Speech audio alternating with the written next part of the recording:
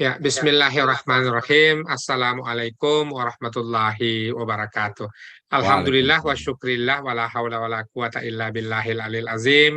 Sahabat-sahabat, saudara-saudara, semoga semuanya sudah menjalankan ibadah salat tarawih dan juga tetap sehat-sehat walafiat. Alhamdulillah wa syukrillah, tadarus kita pada malam hari ini tadarus yang keempat ya. Iya, betul. Ya, tadarus yang keempat ini tadi keliru menuliskan tadarus ketiga, berlangsung setiap Rabu dan Jumat, dan alhamdulillah Jumat kali ini kita bisa laksanakan ya, sehingga mudah-mudahan kita paling tidak bisa 8 kali nanti, karena mungkin 2 Jumat yang akan datang itu sudah Idul Fitri, sehingga nanti di pekan yang terakhir itu kita Rabu dan Senin mungkin, Kang. Ya, boleh insya Allah. Ah, Senin dengan jadi Rabu ya. ya, Bapak Ibu sekalian, selain kita yang bergabung di live Zoom, juga kita ada live di YouTube, sehingga ketersediaan informasi terkait dengan aktivitas kita ini bisa tersebar lebih luas dan kemudian mendapatkan ketersebaran. Silakan, host kita dan juga pemandu acara kita adalah Dr. Abdurrahman Misno. Silakan, Kang. Baik, terima kasih ya. Nanti saya juga merangkap sekaligus materi sambil menunggu Ustadz. Monggo. Kita jelaskan dulu yang kemarin. Baik, izin share dulu. Diinikan dulu ya hostnya ya. Oke, saya coba biar agak lebih advance. Saya mau pakai PowerPoint as virtual. Sabar sedikit. Oke, Pak Asep juga sudah hadir juga. Nanti kita akan rekam sama-sama. Oke, gimana kabarnya Pak Asep? Sehat? Alhamdulillah. Terdengar Pak Misno? Ya, alhamdulillah. Sudah siap? Insya Allah. Nggak apa-apa, mungkin saya dalam 10 menit kita buka dulu. Setelah itu baru nanti kita bisa, nanti langsung saya sharekan untuk ininya. Ini agak salah sedikit. Bukan ini. Tukar. Suaranya bagus nggak Pak Mis? Bagus sekali, cukup bagus. Ini Pak itu keluar ya kayak Pak ininya ya. Keluar juga Pak Ismail, nggak apa-apa. Kak, saya mau tes dulu. Nanti share-nya bisa dinikan dulu. Nah, udah cukup bagus. Mungkin itu ya Pak saya dalam mungkin sekitar 10 menit atau berapa ya. Nanti baru dinikan. Saya rekam ini dulu, nanti baru kita bisa rekam 2 kali karena ini juga live juga.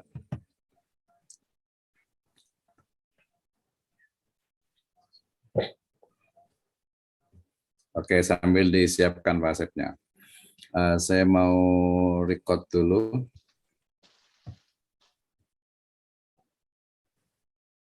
Baik, terima kasih. Bismillahirrahmanirrahim. Assalamualaikum warahmatullahi wabarakatuh. Alhamdulillah, wassalatu wassalamu ala rasulillah, wa ala alihi wa ashabihi, wa man tabi'ahum bi ihsanin ila yaumiddin, wa ba'd. Qala Allah Ta'ala fi kitabihil karim, a'udzu billahi minasyaitonir rajim, bismillahirrahmanirrahim.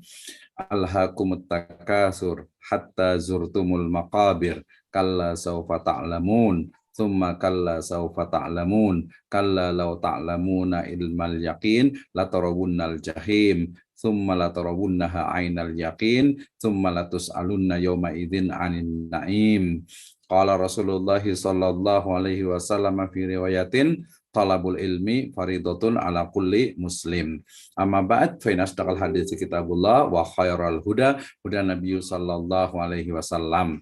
Alhamdulillah, syukur Allah subhanahu wa ta'ala yang telah memberikan kepada kita kenikmatan iman, Islam dan juga ihsan. Kemudian salawat dan salam sama-sama kita panjatkan kepada junjungan alam Habibana wa Nabiyana Muhammadin sallallahu alaihi wasallam, kepada seluruh ahlul baitnya, para sahabatnya serta orang-orang yang senantiasa mengikuti jejak sunnahnya hingga akhir zaman. Terima kasih kasih yang masih setia di Tadarus Riset dan Publikasi. Ini adalah seri yang keempat. Insya Allah pada kesempatan kali ini kita akan bersama-sama tadarus terkait dengan riset metodologi.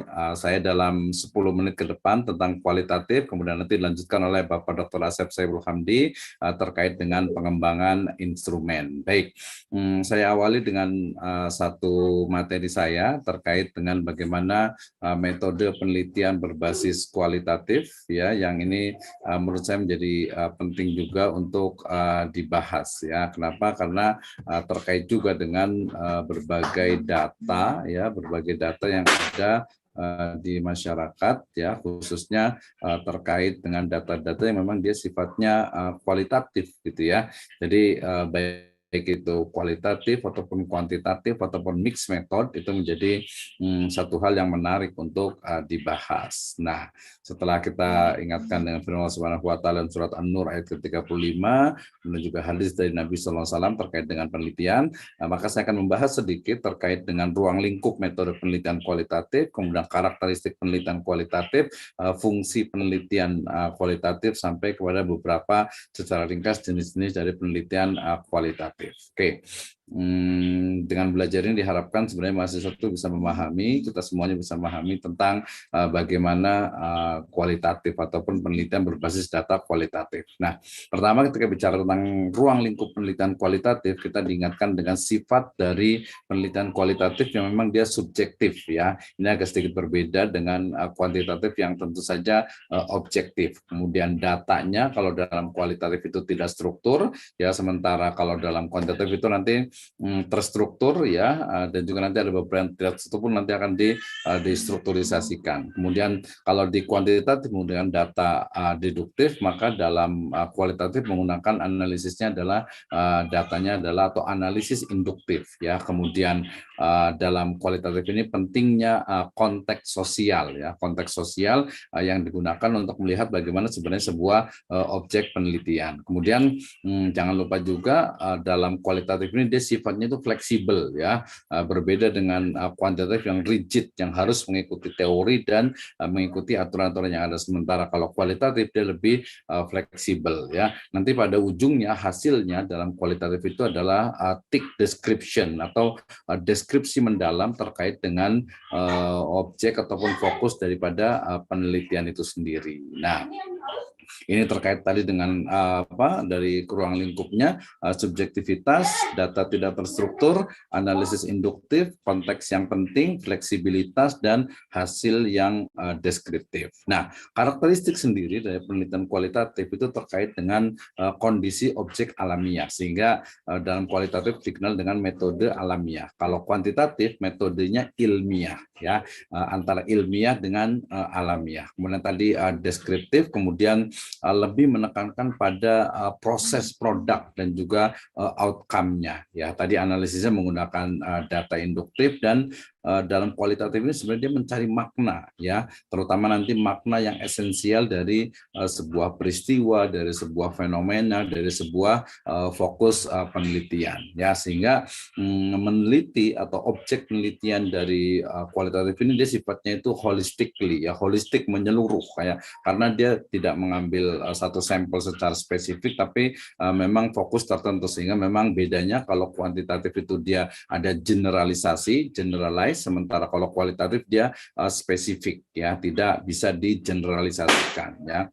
Kenapa? Karena dia melihat kepada makna dari sesuatu yang ada di masyarakat, terutama manusia, gitu ya. Jadi kita tahu bahwa kualitatif ini kan dia muncul dari riset, dari pemahaman terhadap manusia yang tidak bisa dianggap sebagai benda mati, dia terus bergerak, sehingga nanti caranya dalam kualitatif ini menekankan untuk memahami makna dari sebuah peristiwa, fenomena, fakta, termasuk juga nanti adalah teks, ya. Ini kita juga dimasukkan ke dalam sebuah teks. Nah, sehingga nanti ada observasi partisipan, ya, dalam kehidupan nyata, melihat bagaimana bahkan sampai merasakan sampai kepada makna terdalam dari sebuah peristiwa. Misalnya nih, sekarang sedang ramai kejadian di Palestina. Kita yang di Indonesia empiris ya mungkin ya merasakannya ya mungkin empati saja ya, tapi kita tidak mengetahui sebenarnya makna mendalam dari peristiwa yang ada di sana itu seperti apa. Atau mungkin yang hari ini terjadi ya di Bogor ini terjadi itu ada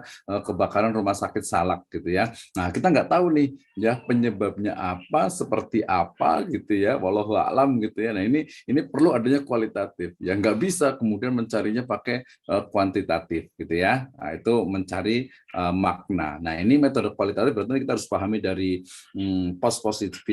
post-positivismenya, ya empirismenya, yang sifatnya itu interpretatif dan juga konstruktif, kemudian juga konten dalam variabelnya gitu ya. Nanti biasanya menyebutnya kita bukan variabel, tapi fokus kepada penelitiannya. Kemudian kita pahami peneliti sebagai instrumen. Beda banget ya dengan kuantitatif yang instrumen nanti akan dibahas setelah ini, yaitu tentang bagaimana pengembangan instrumen. Sementara dalam kualitatif, instrumennya itu ya peneliti itu sendiri gitu ya. Jadi is very different ya. Kemudian standar untuk pengumpulan datanya, observasi, wawancara, dokumentasi, analisisnya dengan kualitatif induktif. Tadi ingat ya, kalau kuantitatif itu deduktif, sementara kalau kualitatif induktif gitu ya, deskripsi temuan dan juga makna ya. Dan dia sampelnya biasa menggunakan juga purposive ataupun snowball sample. Nah, fungsinya seperti apa sih untuk penelitian ini? Kita lihat ya, ini saya ambil dari Prof. Sugiono. Jadi ada lebih kurang itu ada 6 ya, ada 7 ya. Ada 7 tujuan dari penelitian kualitatif. Pertama adalah deskriptif kualitatif. Walaupun ini oleh Prof. Burhan Bungin itu menyebutkan bukan deskriptif kualitatif, tapi lebih kepada kuasi kualitatif. Nah, ini perkembangan dari penelitian kualitatif. Jadi bukan deskriptif kualitatif, tetapi kuasi kualitatif, karena menggambarkan objek dengan yang sebenarnya. Kemudian memahami juga fenomena, keunikan fenomena, memastikan kebenaran data, ya kesahihan data, kemudian juga penelitian proses dan interaksi sosial. Nanti ada konstruksi pemahaman, menemukan hipotesis, dan juga paling penting ya dari 1 sampai 6 itu adalah memberikan makna, ya memberikan makna. Kenapa seseorang itu mengkelipkan matanya? Misalnya ini ya, peristiwa ini misalnya ini ada satu bangunan. Bagaimana kita mendeskripsikan bangunan itu? Atau mungkin peperangan yang terjadi misalnya antara di Ukraina sana misalnya ini seperti apa? Demikian juga keunikan dari misalnya untuk menara Pisa ini ya. Dia miring kok malah jadi menarik. Justru di situ ada keunikannya. Demikian juga dalam kualitatif ini sebenarnya dia mencari sebuah kebenaran. Ya, orang melihat ini itu sebelah sini itu adalah 4 ya, sementara di sebelah sini itu adalah 3. Yang benar yang mana? Karena melihatnya dari hanya satu perspektif saja. Demikian juga gambar ini ya. Kalau sekiranya kita melihat seperti 2 orang, seperti juga pot bunga gitu ya. Demikian juga gambar yang bagian atas ini ada seorang nenek atau seorang gadis perempuan muda. Itu perspektif yang digunakan. Nah, dalam kualitatif juga sebenarnya bisa juga menggambarkan tentang sebuah proses. Misalnya kita itu ingin menggambarkan tentang perjalanan kereta api misalnya, atau mungkin dari COVID-19 yang kemarin ya. Jadi memberikan tafsiran yang masing-masing itu memang dia subjektif ya.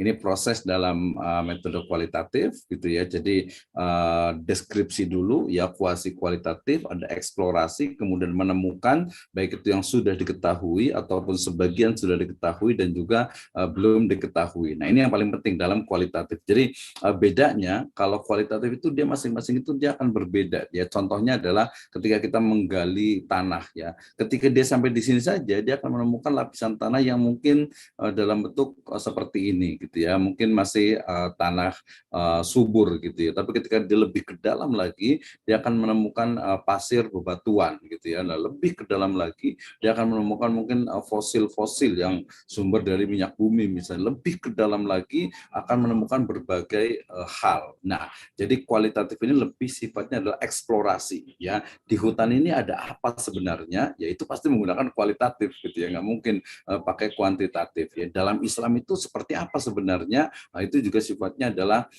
eksplorasi. Di dalam Al-Qur'an misalnya kita ingin tahu tentang leadership di dalam Al-Qur'an, itu juga eksplorasi terhadap isi dari Al-Qur'an itu sendiri. Sama juga misalnya ketika ingin melihat ada apa di bawah gunung es, ini pasti dia adalah fenomenologi karena harus harus datang langsung, harus melihat sebenarnya di bawah gunung es itu ada seperti apa sih. Nah, ini biasanya dalam kuantitatif itu data yang terlihat, sementara kalau kualitatif diharapkan data yang tidak terlihat, yang ada di bawah. Jadi semacam kalau gunung es, kalau kuantitatif melihat yang kelihatan, yang nampak, yang bisa diukur, sementara yang tidak terukur itu ranahnya kualitatif ya. Jadi kita melihat sebuah pohon sampai ke akarnya, itulah kualitatif. Jadi melihat bukan hanya dari sisi istilahnya itu atasnya saja, tetapi sampai kepada akarnya. Nah, ini beberapa kaitan dengan kualitatif, jadi menggabungkan atau menyusun dari berbagai fenomena yang ada. Ini juga mengkonstruk makna, ya ada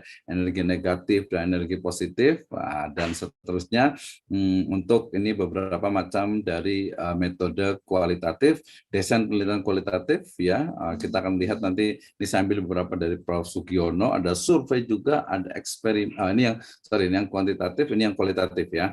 Jadi dia ada etnografi, ada grounded theory, kemudian ada fenomenologi, ada case study, kemudian juga ada naratif, ada juga nanti literatur kajian pustaka gitu ya, dan lain sebagainya yang terus berkembang. Etnografi misalnya, sekarang sudah berkembang namanya netnografi atau virtual etnografi atau digital etnografi. Ya, grounded theory juga ini kalau kita tarik dalam kajian Islamic Studies akan menemukan banyak sekali teori-teori yang kita kembangkan dari fenomena yang ada. Fenomenologi sekarang sudah muncul post fenomenologi, di mana bukan hanya fenomenologi yang nampak, tetapi sesuatu yang ada di tengah masyarakat. Kenapa sih di awalnya itu misalnya TikTok itu kok selalunya adalah joget-joget gitu ya, walaupun sekarang sudah banyak sekali perubahannya ya, ada yang dakwah, ada yang motivasi dan lain sebagainya. Itu juga sebuah fenomena yang menarik untuk dibuat penelitian case study, biasanya pada fokus-fokus pada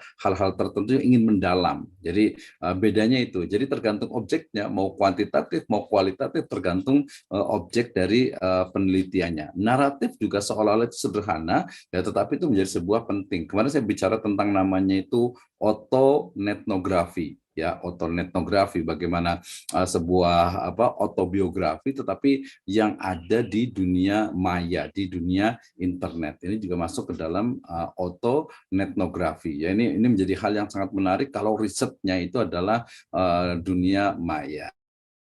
Oke, itu dari saya terkait dengan metode penelitian untuk ekonomi, bisnis, syariah, dan juga semua hal terkait dengan kualitatif. Kita akan banyak diskusi tentang kualitatif, insya Allah di pertemuan berikutnya, dan kita lanjutkan dengan pembicara kita yang utama tentu saja ya pada hari ini.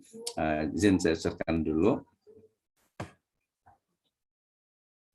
Baik, terima kasih. Ya, yang sudah setia ada Pak Arja Tamamini yang lagi nyusun tesis, dan juga Pak dosen kita nih Pak Dodi, luar biasa. Terima kasih atas kehadirannya, termasuk juga yang ada di YouTube channelnya siapa Prof. Smeswardiweke ya, Smeswardiweke ya.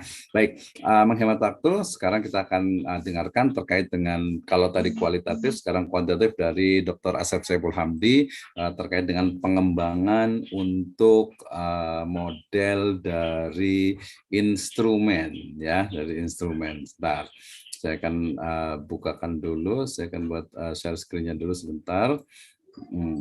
Pak Dokter, saya yang sering screen kiri ya. Nanti saya yang dari sini aja. Coba bisa nggak? Moga-moga bisa kayaknya. Saya bisa. Coba di ini belum di apa? Masih disable hostnya. Oke, sebentar. Co-host ya. Ya. Oke, silakan ya, biar lebih mantap. Biar lebih ini ya. Ya, silakan Pak Asep, langsung bisa kayaknya. Bismillahirrahmanirrahim. Assalamualaikum warahmatullahi wabarakatuh. Waalaikumsalam warahmatullahi wabarakatuh. Sebelumnya saya ucapkan terima kasih kepada Pak Dr. Misno yang telah mengundang atau kita menjadi pemateri bersama. Dalam kali ini saya akan berdiskusi tentang penelitian kuantitatif.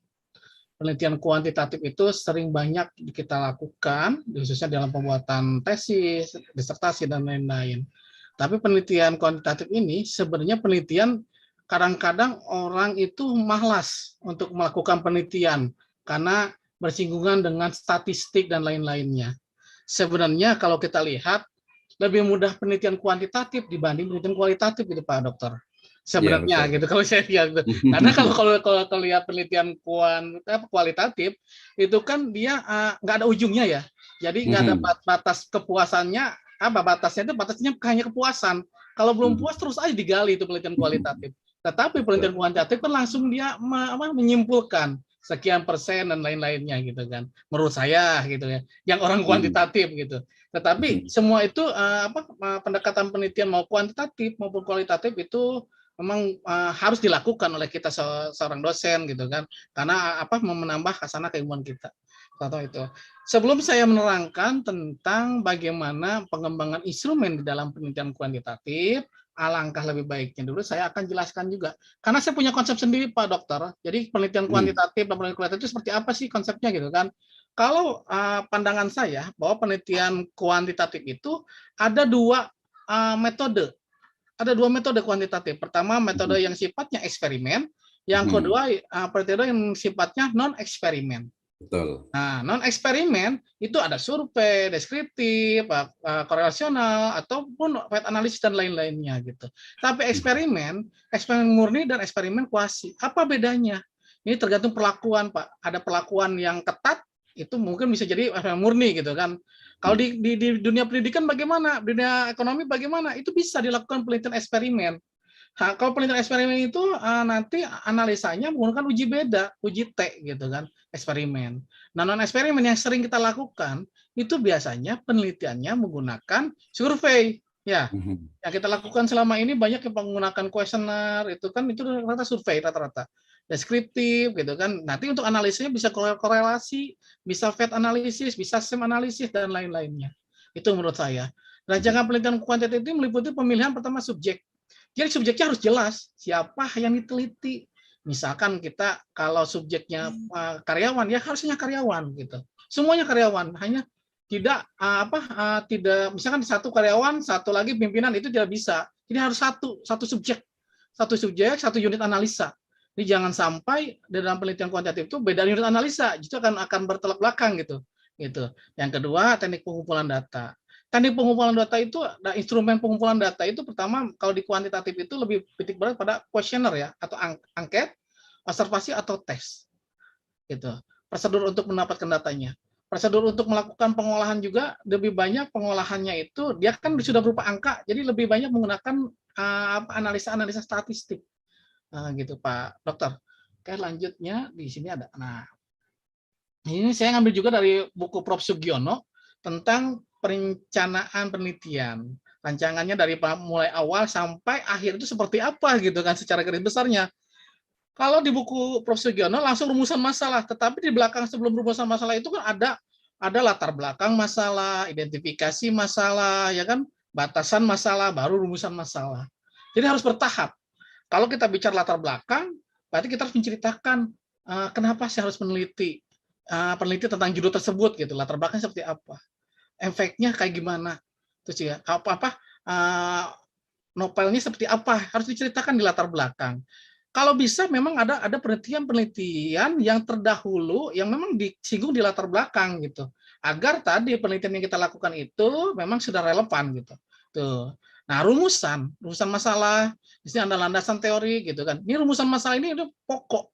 Kalau di penelitian kualitatif mungkin tadi bisa fokus, bisa pertanyaan penelitian. Kayak tergantung nanti perspektifnya. Karena kalau kita lihat tuh metode penelitian ini banyak macam gitu kan, banyak pemikiran gitu. Ini pendapat saya. Jadi bahwa sebelumnya kalau kita penelitian kualitatif itu lebih ada nama pertanyaan penelitian itu di kualitatif, tapi kalau di kuantitatif itu rumusan masalah. Nah, kita balik lagi tadi sebelum masuk ini. Di sini saya lupa, saya tadi ada kualitatif kan tadi kan ada cerita Pak, etnografis, historis, dan fenomenologis. Nah, kalau saya membagi penelitian kualitatif itu ada dua juga, ada interaktif dan non interaktif. Bedanya apa? Kalau interaktif biasanya di dalamnya itu ada proses wawancara dan lain-lainnya gitu kan. Ada interaktif dari si peneliti. Kalau non interaktif dia hanya berupa analisanya hanya membuat penelitiannya di perpustakaan, penelitiannya hanya mengenai konsep, dia tidak ada interaktif dengan yang lain gitu. Itu saya bedakan seperti itu. Ini konsep saya Pak Dokter untuk bagaimana rancangan penelitian atau pendekatan penelitian itu ada dua, kuantitatif dan kualitatif. Nanti kalau mix bagaimana kalau mix itu bisa kuantitatif dulu atau lalu kualitatif, atau kualitatif dulu lalu kuantitatif, itu bisa. Tapi ini rancangan saya, konsep saya gitu ya, konsep saya bahwa penelitian itu seperti ini pada konsep dasarnya. Nanti bisa digabung dengan konsep penelitian yang metode penelitian yang Pak Dokter tadi gitu. Sebenarnya hampir mirip gitu, tapi sebenarnya saya membagi penelitian itu berdasar kegiatan penelitiannya. Tuh, kembali lagi di sini, kita balik ke tadi. Nah, di sini ada rumusan masalah. Rumusan masalah itu apa? Kalau di kuantitatif itu ada formula masalah yang akan diteliti. Ya kan? Jadi formula masalah yang akan diteliti harus jelas juga masalahnya apa yang diteliti. Contoh, kalau kita meneliti ada dua variabel tentang kinerja, motivasi mempengaruhi kinerja. Di rumusan masalahnya seperti apa? Kita harus bercerita bahwa motivasi itu akan mempengaruhi kerja. Di sini rumusan masalah ini harus berupa kalimat tanya. Bagaimana caranya? Ya berupa apakah terdapat pengaruh misalkan gitu ya. Apakah terdapat pengaruh motivasi terhadap kinerja? Nah, gitu kan. Itu rumusan masalah. Apakah terdapat pengaruh? Kalau di kualitatif bagaimana? Biasanya kalau di kualitatif kan satu variabel aja kan bisa dijadikan pertanyaan penelitian gitu kan, dan lain-lainnya. Nah, setelah rumusan masalah, nanti di bawahnya di breakdown lagi, nanti rumusan masalah tersebut bisa berhubungan bisa terkait dengan landasan teori. Kalau kita bicara di batasan masalah tadi hanya motivasi dan kinerja, berarti landasan teorinya kita hanya membuat motivasi dan kinerja, jangan membuat yang lain-lain menurut saya. Jadi fokus, jadi benang merahnya kelihatan. Kalau kita bicara misalkan tadi pengaruh motivasi terhadap kinerja, berarti teorinya yang dimunculkan bagaimana teori motivasi, bagaimana teori kinerja. Nah, kalau kita sudah bisa membuat teori motivasi, teori kinerja, kita akan bisa menyimpulkan teori tersebut.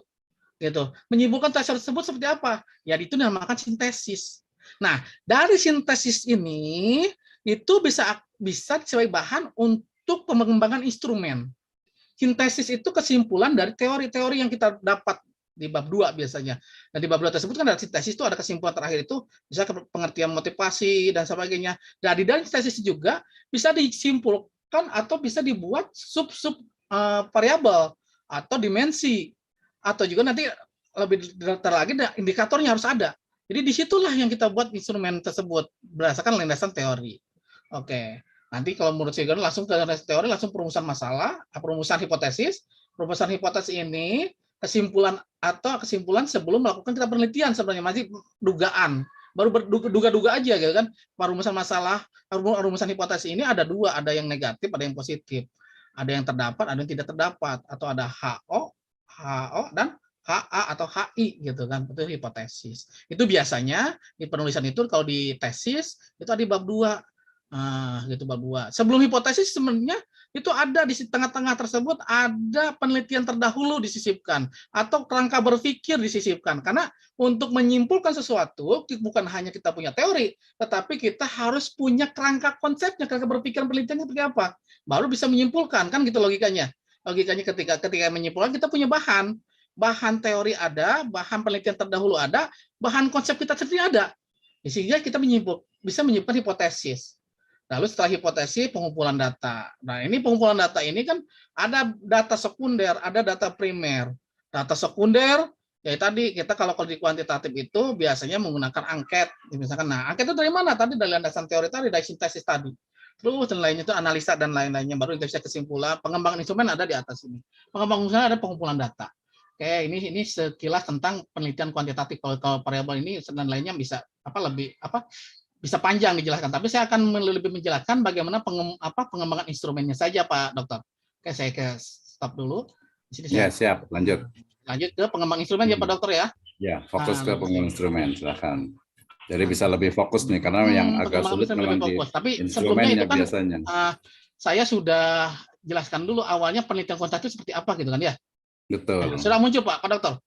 Sudah kelihatan jelas. Oke, pengembangan instrumen penelitian kuantitatif dalam ekonomi syariah atau pendidikan bisa itu sama saja. Nah, cuma yang membedakan itu teorinya, yang membedakan itu ilmunya. Kalau pengembangan instrumen itu sama. Kalau di pendidikan itu pengembangan instrumen itu meliputi tes, pembuatan tes dan sebagainya, itu ada validitas, reliabilitas dan lain-lainnya. Oke, lanjut. kalau kita lihat kalau jenis variabel dan instrumen tersebut berdasarkan konsep instrumen gitu. Variabel itu ada dua, ada tiga. Ada variabel konstruk, yaitu konsep dan fenomena yang bersifat abstrak yang diukur dengan skala atau tes. Nah, artinya bahwa kalau kita bicara variabel tersebut harus bisa diukur dengan skala sikap. Misalkan sangat setuju, tidak setuju, kurang setuju, dan lain-lainnya gitu kan. Tes, misalnya sama tes juga kan, ya benar salah kan gitu kan, gitu. Itu bisa diukur seperti itu. Terus variabel konten, pengetahuan atau kemampuan diukur dengan tes tertulis, lisan atau perbuatan, ya. Variabel faktual, indikatornya konkret diukur dengan kuesioner. Nah, jadi ini kita harus tahu dulu kita variabel mana ya kategorinya gitu kan. Nah, baru kita bisa buat instrumennya. Ya, oke. Lanjut. Jenis instrumen. Nah, di sini pertama kita disebut tes. Variabel itu ada dua, ada tes dan ada instrumen itu ada tes dan non tes. Kalau kita lihat di dunia pendidikan, itu biasanya sering melakukan tes, evaluasi. Itu sebenarnya instrumen untuk mengukur kemampuan individu atau siswa tersebut. Bagaimana hasilnya setelah proses pembelajaran? Itu tes kan? Seringnya kita lakukan itu. Nah, tes tersebut juga ada berapa macam, ada tes tertulis, ada tes lisan, ada tes perbuatan. Atau kita bisa kalau tes perbuatan ini biasa dilihat di observasi, misalkan perilaku dan sebagainya. Itu bisa dilihat tes ya. Terus non tes. Nah, penelitian biasanya yang menggunakan tadi yang variabel tadi itu menggunakan variabel instrumennya itu non tes, yaitu kuesioner atau angket ya kan, atau selanjutnya kuesioner itu observasi. Kuesioner atau angket itu sejumlah pernyataan ya, bukan pertanyaan ya. Pernyataan tertulis yang digunakan untuk memperoleh informasi dari responden dalam arti laporan tentang pribadinya atau hal-hal yang dia ketahui. Yang artinya bahwa kalau kuesioner itu sebenarnya laporan pribadi responden, dia menyatakan persepsi dia tentang suatu hal tersebut, satu variabel tersebut gitu. Jadi pernyataan dia gitu. Iya, setuju, kurang setuju gitu kan, itu pernyataannya. Ya kan ya? Bukan pertanyaan sebenarnya gitu. Kalau pertanyaan justru bisa jadi kualitatif nanti ceritanya gitu. Oke. Terus observasi itu mengadakan pengamatan secara langsung. Observasi dapat dilakukan dengan tes, kuesioner, ragam dan lain-lain, gambar dan lain-lain. Atau kita buat pedoman observasi sendiri gitu dan lain-lain. Itu bisa kita buat. Oke, lanjut. Itu tentang langkah-langkah pengembangan instrumen non tes. Tadi mengkaji teori. Kalau kita lihat tadi kita bicara awal, kalau kita mau meneliti di teori tadi yang proses tahapan penelitian kuantitatif ada teori. Di teori tadi sudah jelas kita meneliti tentang variabelnya, misalkan tadi motivasi dan kinerja. Mengkaji teori. Kinerja seperti apa, motivasi seperti apa, motivasi yang tinggi seperti apa, masih rendah seperti apa. Itu indikatornya harus jelas. Biasanya otoritas motivasi berhubungan dengan teori kebutuhan, ya kan, dan lain-lain itu dijelaskan di situ. Nanti kita bisa menyimpulkan di sintesis bahwa motivasi tersebut ada dua dimensi, misalkan dua dimensi, ada dimensi yang datangnya dari dalam, ya kan, motivasi tersebut ada dimensi yang datangnya dari luar. Jadi motivasi dari luar dan motivasi dari dalam, misalkan seperti itu contohnya. Nah itu kita buat dimensi. Nah dimensi tersebut di breakdown lagi menjadi indikator. Contohnya, misalkan dimensi dari dalam. Contoh saya mau kuliah dikarenakan dari dalam ya, ingin mendapatkan ilmu gitu misalnya. Itu kan motivasi dari dalam. Tapi kalau dari luar, saya kuliah dikarenakan orang tua. Jadi jawabannya nanti bisa setuju, tidak setuju kan gitu. Itu jadi nanti jawabannya. Itu indikatornya harus jelas. Jadi dibuat indikatornya dulu. Baru bisa di breakdown gitu. Konstruk, di sini ada yang kedua itu konstruk, langkahnya konstruk, definisi konsep dan definisi operasional. Nah, tadi setelah kita membuat sintesis ini dibawa kalau di bab 3 itu ke definisi konsep. Konsepnya seperti apa sih variabel tersebut? Pengertiannya. Nah, setelah pengertian tersebut bla bla bla bla, misalkan motivasi adalah dorongan yang datang dari dalam dan luar, misalkan seperti itu. Tulis konsep seperti itu berdasarkan sintesis tadi. Nah, definisi operasional itu menjelaskan tahapan-tahapan operasional. Di situ dijelaskan bahwa di tahapan operasional ini, ketika kita mengisinya, skalanya seperti apa, misalkan sangat setuju, tidak setuju, dan lain-lainnya. Itu bisa operasional secara dijelaskan. Nanti ada saya contohkan bagannya. Terus yang ketiga itu mengembangkan dimensi dan indikator yang tadi saya ceritakan. Dimensi dan indikator tersebut di breakdown-nya seperti apa? Membuat kisi-kisi, menetapkan rentang parameter, identifikasi ciri kutub, atau menulis butir instrumen. Nah, contoh gini, kita ada di sini contohnya. Pak Dokter, contohnya ya. Nih, contohnya seperti ini. Ini jelas. Nah, motivasi. Nah, kalau kita bermotivasi dapat ridho Allah, ya kan, ingin mendapatkan penghasilan yang berkah dan lain-lainnya. Ini indikatornya. Ini indikator berdasarkan telaahan kita di dalam tadi di bab 2 tadi di teori di sintesis tadi. Kalau kita instrumen para kinerja pegawai misalkan ya, itu dimensinya motivasi dan kompetensi. Orang kinerja itu tersebut dipengaruhi oleh motivasi dan kompetensi. Itu bisa di breakdown seperti ini. Nomornya yang positif bagaimana? Berarti yang negatif seperti apa, jadi jumlahnya berapa gitu kan. Terus jadi contohnya. Terus selanjutnya contoh di sini kita langkah-langkah pengembangan instrumen lanjutan. Proses validasi konsep. Nah, tadi kan sudah sampai kita di sini menulis butir soal kan. Nah, ini sekarang kita proses validasi konsep. Validasi konsep ini itu harus divalidasi. Jadi konsep kita itu harus dilihat sama pakar. Nah, jadi justifikasi pakar. Jadi sebelum kita membuat instrumen, konsep kita itu harus didiskusikan dengan yang ahlinya. Atau misalnya yang teman sejawat dan selainnya kita yang ahlinya yang mengerti tentang hal tersebut. Itu dipanelkan dan lain-lain. Perbaikan atau revisi. Proses validasi empiris itu biasa diuji coba instrumen. Uji coba instrumen itu ada dua, ada validitas dan reliabilitas, itu ada hitungannya. Biasanya kalau instrumen yang berupa kuesioner itu menggunakan rumusnya itu korelasional, korelasi Sperman dan lainnya. Itu uji instrumennya, uji coba validitas. Reliabilitas bisa aja KR11 biasanya. Seleksi butir valid dan perakitan instrumennya. Artinya kalau kita sudah dites mana yang valid dan tidak valid itu bisa dihapus, kalau tidak valid bisa dihapus dan lain-lainnya. Itu tergantung analisa kita dan hasil penelitian uji coba. Biasanya penelitian uji coba tersebut diuji cobakan pada responden yang bukan menjadi sampel. Contoh, kalau kita responden kita guru, misalnya guru tersebut kita punya responden itu populasi itu 1000 misalkan. Kita punya respondennya 200. Nah, kita untuk uji coba bukan yang di 200 tetapi yang di 800 tadi yang sisanya. Ambil misalkan kita contohnya 30 orang dari situ. Itu misalkan contohnya seperti itu. Itu jangan sampai responden tersebut yang uji coba tersebut menjadikan responden penelitian. Karena nanti akan bias gitu. Oke, lanjut. Setelah ini, nah ini tadi kita contoh ya. Variabel penelitiannya kinerja pegawai Bank Syariah Indonesia, teori serta definisi para ahli tentang kinerja pegawai secara syariah. Nah, ini contohnya di landasan teori di bab 2 sudah ada kinerja itu bla bla bla bla bla, terus nanti di terakhir itu ada sintesis. Nah, sintesis ini seperti ini. Kinerja ini adalah begini. Kinerja pegawai adalah hasil kerja pegawai. Bla bla bla bla sampai hasilnya terakhir itu. Definisi konseptual juga sama. Masih sama kan antara sintesis dan definisi konseptual. Nah, yang berbeda itu di operasional. Kinerja pegawai yang diukur dengan skala Likert atau skala Likert digunakan untuk mengukur sikap, pendapat, dan persepsi seseorang atau sekelompok tentang kejadian atau gejala sosial dengan kriteria misalkan ya sangat setuju, kurang setuju, setuju dengan dan nanti ada nilai-nilainya lebih positif, nilainya lebih tinggi gitu. Oke, langsung kita ini definisi operasional. Oke ya. Nah, ini contohnya. Ini tadi buat yang tadi contoh instrumennya. Oke, nah ini instrumen untuk pembuatannya.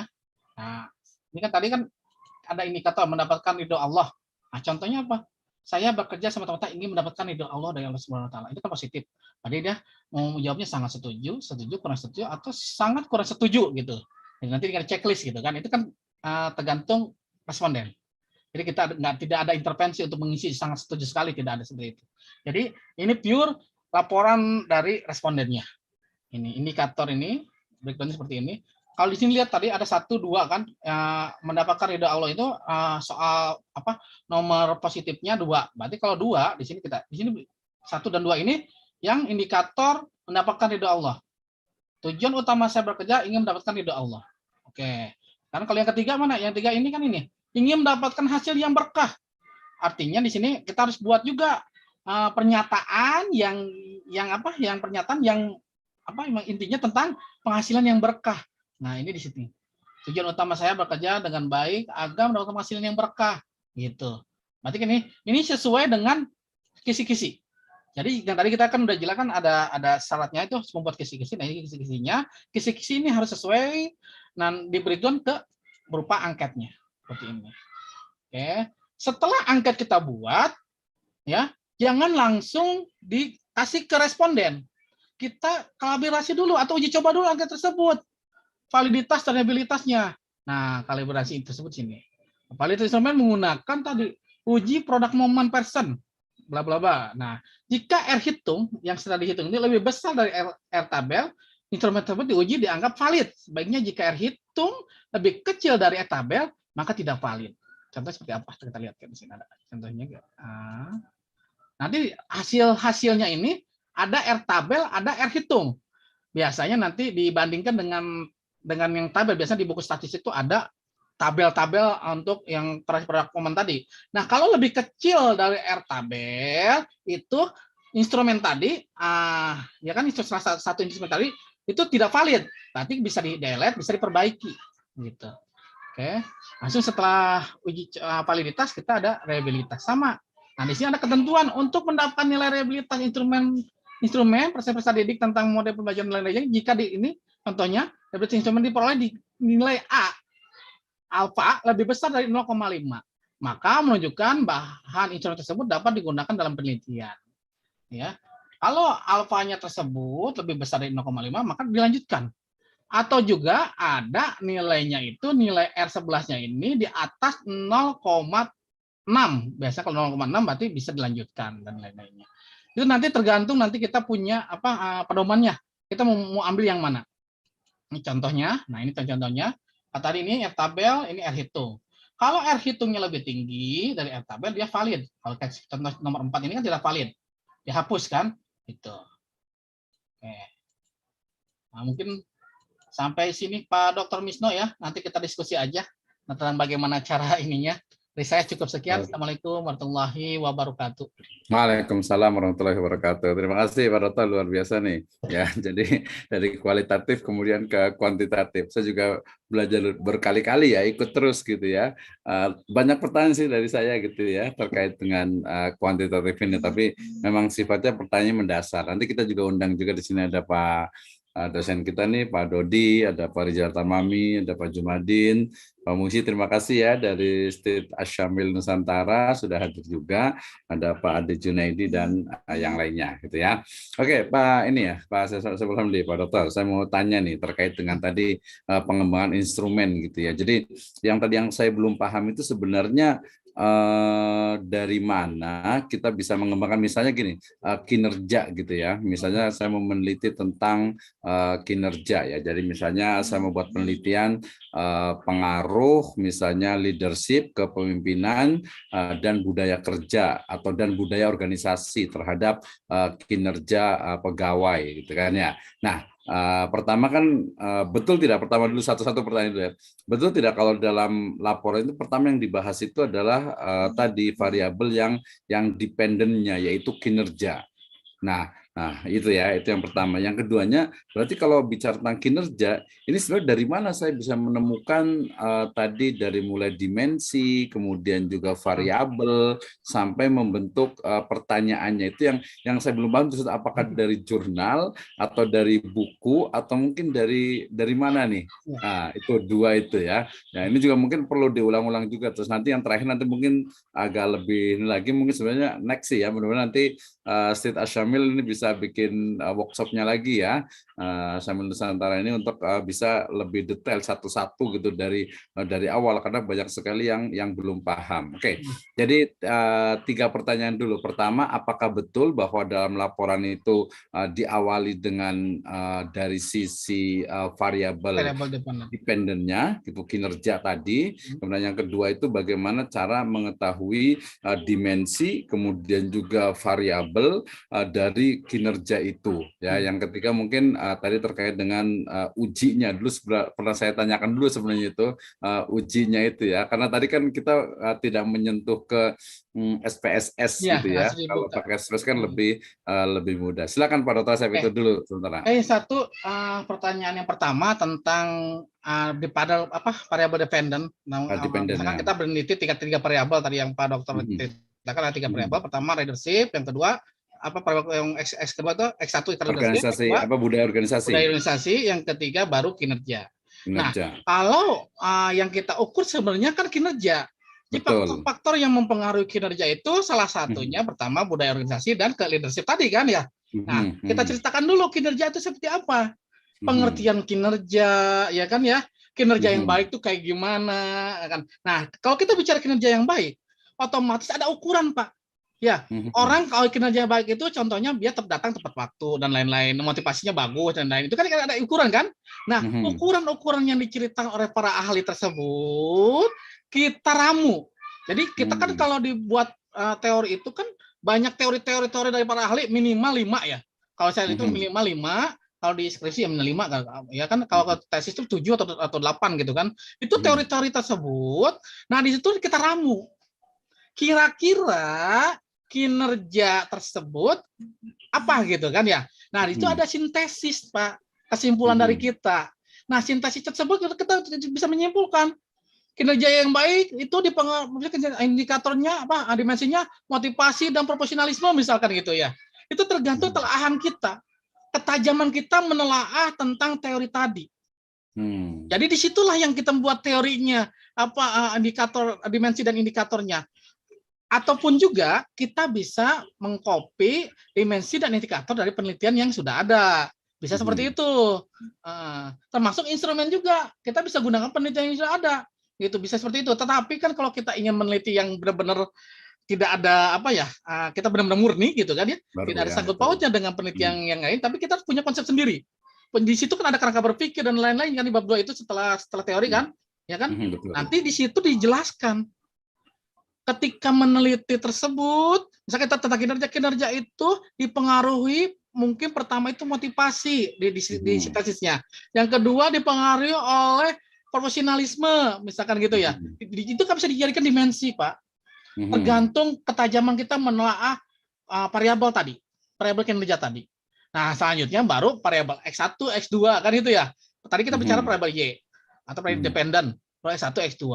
Itu biasanya kalau tadi 3 variabel tadi bisa menggunakan PET analisanya, bisa menggunakan korelasi,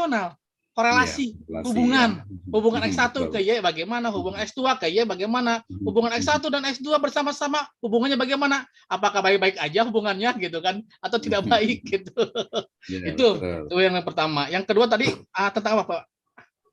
Yang kedua terkait dengan ini apa namanya tadi, jadi kinerja misalnya nih, kemudian tadi kan ada banyak teori tuh dari para tokoh, mungkin dari jurnal juga gitu kinerja. Nah, cara menurunkan, membreakdown kinerja menjadi dimensi atau mungkin variabel atau sampai jadi instrumen.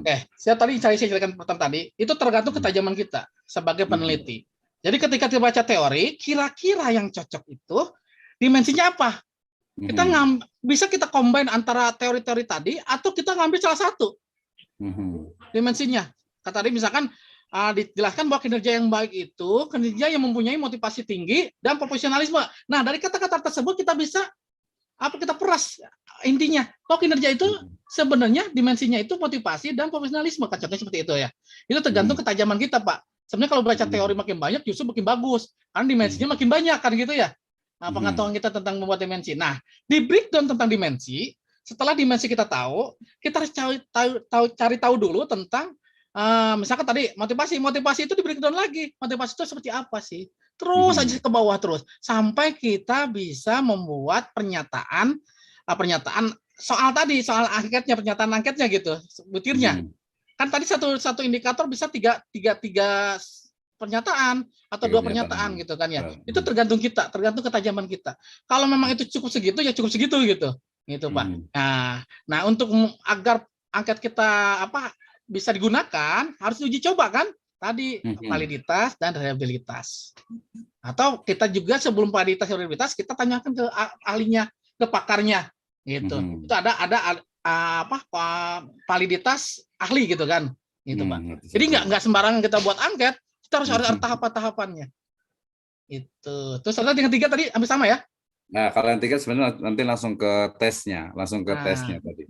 Kira-kira misalnya agak lewat sih sebenarnya, tapi masih belum paham juga sebenarnya ini, masih perlu diingat lagi. Tapi anggap saja kita sudah dapat instrumennya, kemudian kita sudah jadi pernyataan, kemudian butir-butirnya, kemudian kita mau share, kita mau berikan ke responden gitu ya. Nah, setelah dapat datanya itu ada berapa uji tuh yang harus dilewati? Pertama, sebelum kita melakukan ke responnya, kita ada uji coba dulu. Uji coba instrumen yang tadi uji coba sudah dapat, yang validnya berapa, yang tidak valid berapa kan ya. Yang tidak valid itu di delete. Nah, secara kira kan instrumennya ya, nggak dimunculkan. Nah, yang dimunculkan itu yang valid itu ke responden. Ya. Nah, kalau setelah responden tergantung kita mau menelitinya tentang apa. Kalau kita bicara hanya hubungan, hanya korelasi, nilai korelasi yang kita cari. Kalau kita bicaranya tentang efek dan sebagainya, ada regresi dan sebagainya, itu kita cari regresinya, itu Pak. Nanti korelasi juga ada korelasi yang linear, regresi itu ada linear, ada yang berganda kan gitu ya. Nanti kalau tadi tiga variabel itu bisa rangi linear, x1 mempengaruhi y, itu kan linear. Berarti hanya korelasi regresi dan korelasi yang linear saja. Tapi kalau x1 dan x2 bersama-sama mempengaruhi y, itu berarti berganda. Ganda, betul. R-nya nilai korelasinya korelasi berganda nantinya gitu Pak. Nanti tergantung nanti konsep dari kerangka berpikirnya. Kan kalau di penelitian nih, saya contoh ada nih, nanti saya share bentar. Ini ada penelitian yang konstruknya gini. Nah ini nanti belum kesen. Saya share dulu. Coba kita lihat. Di sini ada. Nah ini. Nah di sini kelihatan ya. Ini konstelasi penelitian yang sifatnya lebih rumit lagi dari korelasional, itu menggunakan Fate analysis. Ya, kalau Fate analysis berarti nanti ini ada dua tahapan. Ada korelasi regresi berganda antara X1, X3 dan X2 dihitung dulu, baru nanti X1, Y dan X2, X3 dihitung bersama-sama, gitu Pak. Jadi ini ada dua tahapan cara menghitungnya. Ini Fate analisa. Jadi ada pengaruh langsung X1 ke Y, ada pengaruh tidak langsung X1 ke Y melalui X3. Kan gitu. Ya, nah, pengaruhnya itu pasti dijumlahkan. Pengaruh langsung dan tidak langsung dijumlahkan. Itu Fate-nya. Gitu, Pak. Nah, ini lebih ini lagi. Biasanya ini S2 nih biasanya. Ya, kalau S1 hanya X1 tadi, X2 ke Y gitu kan. Gitu. Atau X1-nya CD gitu. Itu bisa. Ini tergantung. Kita punya konstelasinya seperti apa. Nanti SEM beda lagi, Pak. Itu dan lain-lain gitu Pak. Ini contoh aja. Oke, terima kasih. Yang lain ada yang mau berkomentar, Pak Dodi atau Pak Rizal? Yang lain ada yang berkomentar, silakan kita kasih kesempatan dulu. Pak Dodi silakan. Apakah di kuantitatif atau di kualitatif ininya? Expertnya di mana nih Pak Dodi nih? Menyimak aja Pak. Ya, Pak Dodi rajin menyimak memang biasanya nih. Saya Bu Rahma ini Pak yang suka nanya itu. Iya, Pak Rizal silakan mau bertanya nih. Rizal, kayaknya sekarang kan trennya itu ke kuantitatif nih. Jadi kalau yang belum paham itu nggak apa-apa agak keluar dari tema terkait dengan kuantitatif. Boleh dari mana sih memulai penelitian gitu? Silakan Pak Rizal. Siap. Di mute dulu, unmute. Bismillahirrahmanirrahim. Makasih nih. Lama nih udah ketemu lagi. Kalau beli saya juga dulu pernah belajar sama antum kan. Iya betul. Cuma memang ini ada sedikit pergeseran yang biasanya kualitatif nih, anak mencoba hal baru di kuantitatif gitu. Jadi memang kalau rada ngeblank ya ini memang baru memulai ini gitu. Nah, kebetulan kan yang sekarang lagi disusun itu kan tentang masjid ya. Jadi UMKM dan masjid gitu. Nah, rancangannya itu adalah peningkatan omset gitu. Jadi variabel Y-nya itu peningkatan omset, kemudian X1-nya itu fasilitas dan S2-nya manajemen masjid. Manajemen masjid. Nah, itu kira-kira gimana nih Pak Asep nih? Ya. Dari segi judulnya juga. Ya, segi judulnya. Kalau ada dua, gitu? tadi kalau peningkatan omset itu hasilnya itu dia itu berupa nominal, Iya, nominal. atau interval, gitu kan datanya. Ya, jelas dulu. Peningkatan omset itu kita bisa interval ataupun nominal bisa. Kalau kita bicara peningkatan berarti bisa nominal. Ya, berapa rupiah kan gitu ya. Per tahunnya bisa dicarikan seperti itu ya. Ya benar. Ya betul. Misalkan UKM 1 dapat omsetnya sebulannya sekian atau sekian kan nominal tuh. Betul, Ataupun juga kita bisa menggunakan konsepnya itu diintervalkan, diangketkan, dibikin angket. Pengertian peningkatan omset. Peningkatan omset itu pengertiannya apa? Ya kan ya?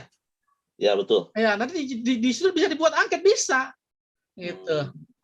Apakah omset Anda sebulan kurang dari 2 juta? Setuju tidak setuju? Kan gitu jawabannya. Nanti jawabannya dia setuju atau tidak setuju kan gitu.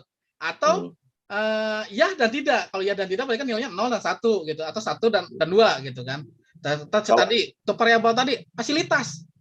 Nah, fasilitas tersebut itu sama. Kalau kita lihat fasilitas berarti harus diabstrakkan gitu. Bukan hanya fasilitas tapi peningkatan fasilitas atau apa gitu. Jadi nggak bisa langsung fasilitas itu nggak aja. Jadi bikin variabel yang jelas, konstruknya jelas, gitu. Baru bisa jadikan penelitian. Kalau hanya fasilitas apa, gitu. Fasilitas tersebut ada 2, ada fasilitas yang berupa fisik, ada fasilitas yang berupa pelatihan dan lain kayak gitu kan harus dijelaskan. Ya. Itu bisa juga dibuat angketnya, gitu kan. Kalau sudah buat instrumennya bisa, berarti itu bisa dibuat kuantitatif. Iya. Nah, itu gitu, kalau yang interval itu gimana maksudnya? Nah, interval itu tadi pakai skala sikap tadi Bang. Yang setuju, kurang setuju dan jawabannya. Kalau peningkatan omset nominal itu kan berarti kan nominal. Kayak semacam diukur ya, berarti dari bulan ke-1, ke-2, ke-3 itu kan ada peningkatan atau tidak dengan adanya fasilitas di masjid tersebut, misalkan apakah parkiran ataukah misalkan akses jalan yang bagus misalkan itu. Kemudian manajemen masjidnya dari segi dukungan terhadap UMKM, misalkan pelatihan gitu. Nah, itu kalau nominal kan berarti kan dari segi pendapatan. Ya. Nah, kalau interval itu outputnya nanti apa nanti? Misalkan outputnya nanti sangat setuju, kalau setuju itu nilainya. Nanti kalau dia sangat setuju sama kurang setuju itu lebih tinggi sangat setuju. Jadi kalau kita tergantung intervalnya ada 5 interval, 3 interval, 2 interval, atau ya paling sini 2 interval, setuju tidak setuju gitu kan ya. Itu nilainya bisa 1, 2 gitu kan. Setuju nilainya 2, yang tidak setuju nilainya 1 gitu. Seperti itu. Nanti itu harus berupa nilai dulu kalau di kuantitatif. Tapi kalau judulnya seperti itu biasanya kualitatif ya. Kalau kuantitatif juga hanya deskriptif. Deskriptif seperti kayak kemarin persentase. Misalkan ketika ada parkiran dan sebagainya, maka omset meningkat sekian persen. Gitu-gitu nanti bisa persentase atau kuantitatif. Tapi kalau lebih dalam lagi, kalau kita buat variabelnya variabel yang sifatnya yang kuantitatif, yang bisa dibuat konstruk tadi Pak Dokter. Kalau hanya variabel yang tidak bisa dibuat konstruk, itu susah kita membreakdown-nya, membuat instrumennya, gitu. Jadi cari variabel yang memang harus dibuat konstruknya, gitu, yang bisa dibuat konstruk. Ya. Kalau fasilitas saya tanya, fasilitas itu bisa dibuat konstruk nggak? Jadi justru itu kayaknya. Harus itulah juga. Kalau hanya fasilitas aja tidak bisa dibuat konstruk, tapi fasilitas manajemen, misalnya fasilitasnya tentang manajemen pelayanan. Nah, manajemen pelayanan itu bisa dibuat. Nah, ada teorinya kan manajemen pelayanan bagaimana, berarti kan gitu. Kalau manajemen masjid itu gitu. Manajemen masjid juga bisa. Bisa ya? Ya bisa. Jadi basisnya apa? Teori dasarnya berarti kan teori manajemen. Ya. Betul. Begitu kan. Jadi nanti dicari indikator dari masjid di manajemen. Kalau ini Pak Dokter, ini kan dulu di bisa diukur tuh. Fasilitas. Jadi gini Pak Asep.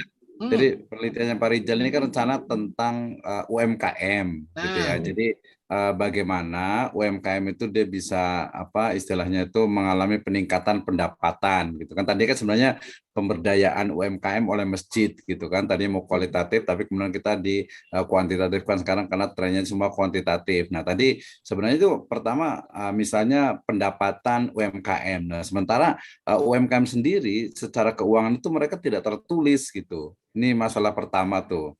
Jadi agak sulit juga ketika Dinominalkan, iya, disebutkan. Ya. iya peningkatannya. Tapi nanti kita bisa buat ini Pak Dokter, pendapatan UMKM tersebut bukan nominal, tapi abstrak. Itu berupa konsep, ya. Itu bisa diangketkan gitu. Itu maksudnya. Peningkatan pendapatan, misalkan peningkatan pendapatan UMKM, ada peningkatan tadi, itu dibuat konsep. Peningkatan pendapatan itu misalkan seperti apa? Contohnya misalkan indikatornya ya dimensinya ketika pendapatan meningkat itu contohnya omset nilainya meningkat atau jumlah produknya meningkat gitu kan itu dijelaskan. Apakah ketika produk Anda banyak, omset Anda meningkat? Kan gitu ya contohnya. Itu pertanyaannya. Itu bisa dibuat seperti itu. Jadi jangan kalau hanya pendapatan saja itu nggak akan bisa. Tapi kalau peningkatan pendapatan itu bisa.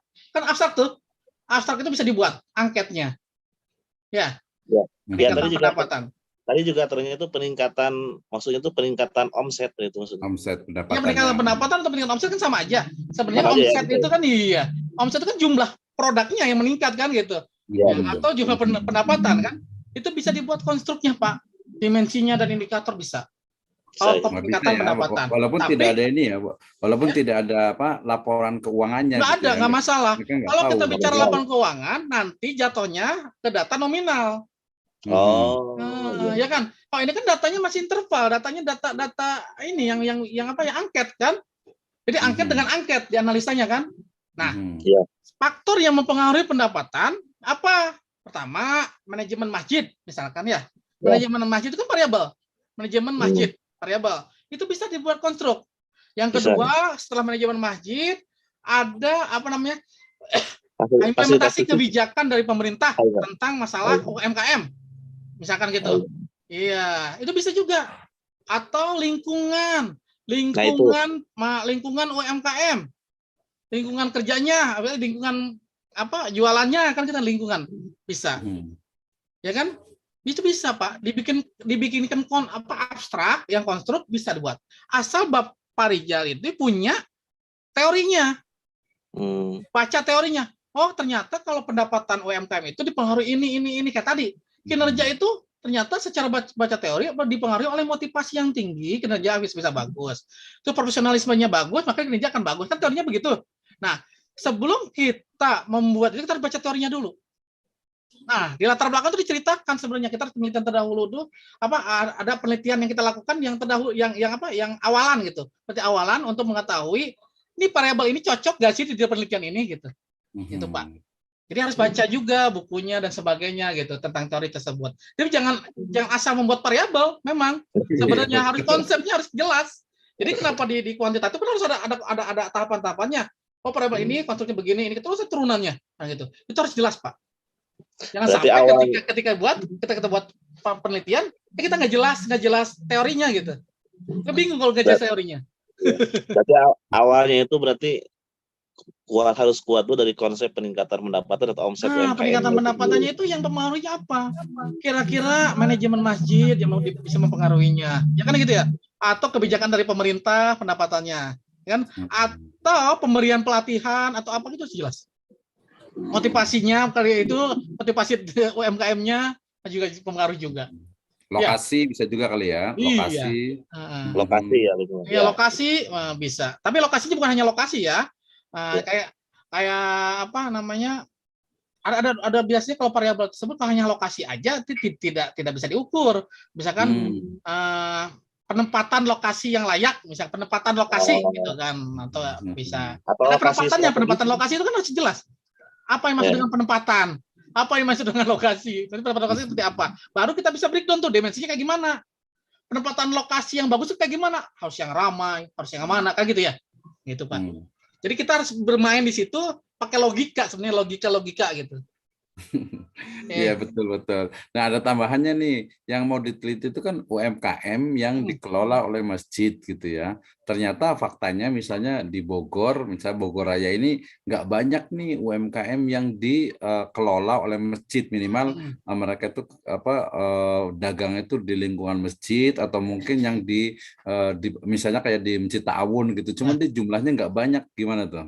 Nah, kalau jumlahnya tidak banyak, Bapak sampelnya itu populasinya itu masjidnya itu di mana? Sekota Bogor misalkan gitu. UMKM yang ada di masjid di sekota Bogor gitu. Jangan hanya masjid di Masjid Raya itu setupnya kurang maksimal gitu maksud saya itu. Itu paling juga kualitatif bisa, tapi kalau kuantitatif tuh nggak bisa, minimal 30 lah.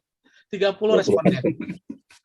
Nah, ternyata tadi masjidnya itu di Kota Bogor tidak ada sampai 30 yang punya tadi UMKM. Enggak, maksudnya yang 30 itu UMKM-nya bukan masjidnya. Oh iya. Kan kita kan penelitiannya di UMKM yang naungan masjid. Kan maksudnya gitu ya? Di Kota Bogor. Bukan masjidnya yang ada 30, tapi UMKM-nya. Iya, betul, UMKM.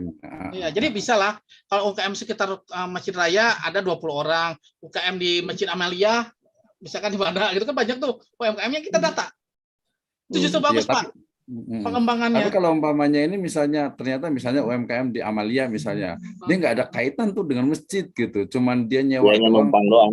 Numpang doang gimana? Dia buat di situ dikarenakan apa? Kan ada masjidnya ramai kan, Pak? Karena bukan hanya berkaitan pembinaan masjid aja, tapi karena lokasinya. Nah, tapi kan yang kita teliti, apakah benar UMKM yang dekat masjid tersebut meningkat pendapatannya dipengaruhi apa kan? Dipengaruhi apa pemberdayaan masjid, dipengaruhiannya apa karena lingkungannya, kan gitu ya? Ya. Kan indikator aja X1-nya itu bisa lingkungan, bisa pemberdayaan, kan ya? Bisa manajemen masjid. Ketika manajemennya baik di masjid tersebut, apa mempengaruhi ke UMKM-nya di sekitar masjid? Kan UMKM kan bukan hanya di koordinator masjid, tapi di sekitar masjid. Betul. Ya, benar, Pak? Iya. Berarti ini dirubah ya, jadi bukan pemberdayaan UMKM oleh masjid, tetapi bukan UMKM yang ada di sekitar masjid, walaupun bukan punya masjid gitu.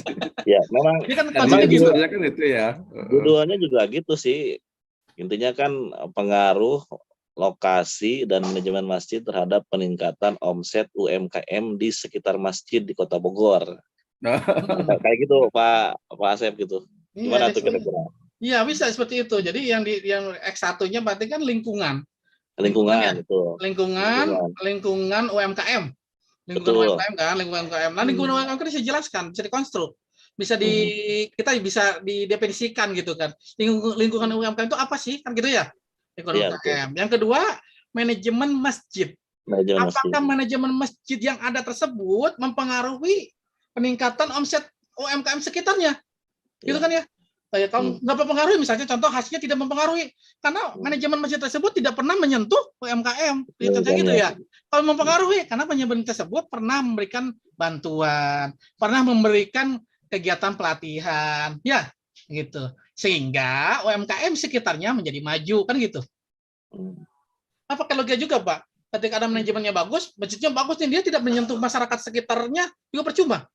Ya, yang kita inginkan, yang seidealnya itu, ketika ada masjid, manajemennya bagus, itu akan mempengaruhi lingkungan sekitarnya, termasuk para UMKM yang ada di sekitar masjid. Betul. Ya, itu Pak. Betul. Siap. Mantap. Terima kasih Pak Rizal, luar biasa nih. Ya, karena memang harus berkali-kali nih ya. Jadi... Iya, harus berkali-kali. Diskusi harus berkali-kali. Harus sering, nanti harus ke ini. PDF-nya di-share ya. Siap, iya boleh, insyaallah nanti ada share yang awal itu. Baik, terima kasih karena waktu juga sudah lewat 3 menit ya. Terima kasih jazakumullah khairan ke Pak Dr. Asep Saiful Hamdi sudah menyempatkan waktunya. Mudah-mudahan tidak bosan nih, nanti kita bisa kembangkan lagi, kita bisa lagi, terutama nanti kerjasama dengan State Asyamil Nusantara dan juga di jaringan konsorsium serta yang lainnya, sehingga memang harus berulang-ulang ya untuk riset metodologi. Saya juga udah berkali-kali, tapi kadang masih belum yakin kalau untuk yang di kuantitatif gitu ya. Kalau kualitatif oke lah, insya Allah bisa gitu ya. Karena harus betul-betul belajar dua-duanya nih. Baik, nah, terima kasih untuk semuanya, Pak Dodi yang masih setia ya, Pak Rijal, Pak Jumadin, para Bu Rahma ya, kemudian Pak Ali Junaidi dan juga Pak Muhyi. Insya Allah kita lanjutkan di next, tinggal 2 kali lagi, tapi kita akan fokus ke publikasi. Nanti kalau pas masih ada waktu, sangat kita tunggu sekali untuk fokus kepada publikasi ya, karena ini risetnya adalah tadarus riset dan publikasi, sehingga publikasinya sudah 4 kali, 2 kali lagi lebih ke